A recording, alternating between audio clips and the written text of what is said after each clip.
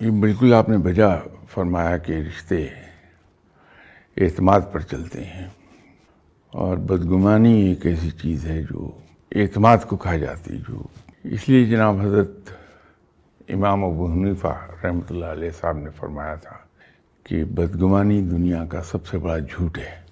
یہ غالباً ہمارے معاشرے میں جو تبدیلیاں آئی ہیں پچھلے 30-35 سال میں، اس کے نتیجے میں یہ سب چیزیں بدلی ہیں.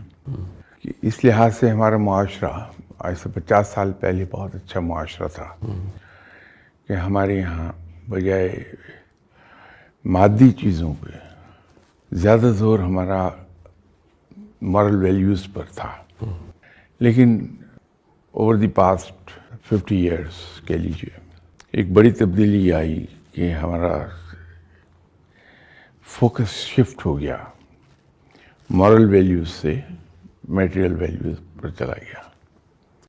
اور وہ فوکس شفٹ ہونے کا ایک لازمی نتیجہ یہ نکلا کہ ہمارے یہاں ایک افراتفری کا شکار ہو گیا ہر انڈیویجول، اور انسان کے لیے، زیادہ تر انسانوں کے لیے اپنی ذات زیادہ اہم ہو گئی. کہ تو جب انسان کا فوکس میٹیریل چیزوں پر چلا جائے گا تو وہاں بدگمانی یقینی طور پہ در آتی ہے. اسلام میں آپ دیکھیے کہ جو تعزیر ہے، جس کو کہتے ہیں حد جاری ہوتی ہے، باقی سب کو خوف خدا کے تحت چھوڑا ہوا ہے. اب جیسے ایک چھوٹی سی اگزامپل ہے کہ رشوت کے بارے میں یہ ہے کہ لینے والا اور دینے والا دونوں جہنمی ہیں.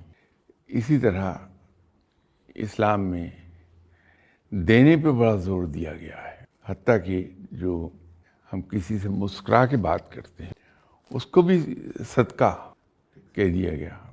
جہاں انسان عادی ہو جاتا ہے دینے کا، تو وہاں اس کا فوکس آٹومیٹکلی مورل ویلیوز پہ چلا جاتا ہے، پھر میٹیریل پہ نہیں آتا.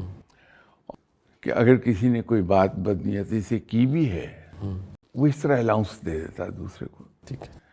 تو وہاں پہ بدگمانی نہیں درمیان میں آتی.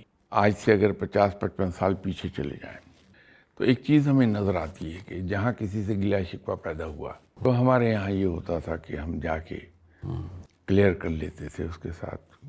بدگمانی ختم کرنے کا بہترین ذریعہ یہی تھا کہ کمیونیکیشن بڑا ہمارا فریکوینٹ ہوتا تھا. ٹھیک ہے. اب ہم کرتے یہ ہیں کہ چیزوں کو لے کے بیٹھے رہتے ہیں دل میں، ہم کلیئر نہیں کرتے.